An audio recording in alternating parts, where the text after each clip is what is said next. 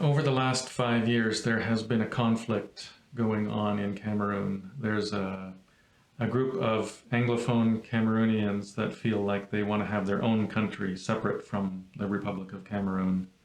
And so they are fighting for independence. And that fight has become a war. And it's become dangerous for a lot of local Cameroonians who live there, and especially for outsiders who come to do any kind of work. So our embassies are telling us not to go there. Our mission is telling us not to go there. So we've had to stay outside of the area that we have been focusing on for the last 20 years. We've been amazingly healthy, and we praise the Lord for that. I would say my biggest challenge has been I have lost 4 pregnancies, and some of them were early, and even when they were early, they would drag on for months and needed intervention to finish. And we had a stillborn later so those all were very challenging times, and make us thankful for the 3 children that God has allowed us. But we've been grateful for many other mercies health-wise, and even financially, God has continued just to keep us.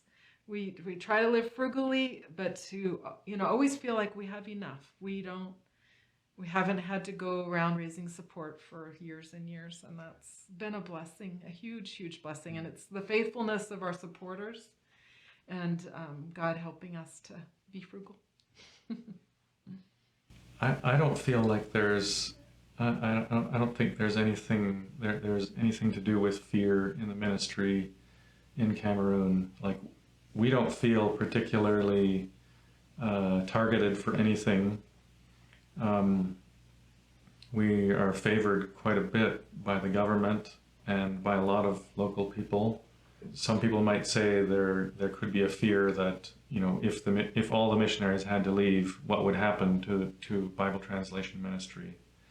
But I think in the last 20 years, there's been a lot of reduplication and training and growth among Cameroonian Bible translators, so that even if something terrible happened and all of the missionaries had to leave, there is a Bible translation movement in Cameroon. There are people that know about linguistics and literacy and translation and anthropology and can do all of these things. Now, it doesn't mean that it's going to run perfectly, but I think God has helped our mission and grown the Bible translation movement so that it's not just a missionary expatriate type of situation, but it's a lot of grassroots people getting involved and growing and being trained for that type of work. So I don't fear if the mission has to leave Cameroon, or if we have to leave, or whatever. Things are going to go ahead.